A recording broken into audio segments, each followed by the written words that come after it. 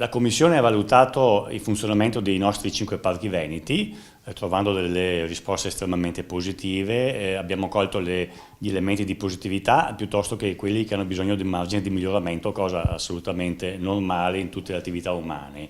Ad esempio abbiamo verificato che può essere effettuato un potenziamento sull'aspetto della ricettività turistica, ma so che su questo il Dipartimento specifico si sta già attivando. Abbiamo verificato che i nostri parchi si stanno già attivando su questo settore per dare sempre di più un servizio migliorativo per le esigenze sia dei cittadini veneti ma anche di tutto il comparto turistico che approda sui nostri territori. La gestione dei parchi sicuramente è importante perché il parco e quindi la natura che gli sta attorno costituisce la nostra memoria storica, quindi è fondamentale trasmettere la conoscenza e soprattutto la partecipazione dei più giovani al valore della salvaguardia del nostro patrimonio ambientale. Ci sarà da fare sicuramente un lavoro di potenziamento nella comunicazione e poi maggiori risorse appunto per i percorsi formativi.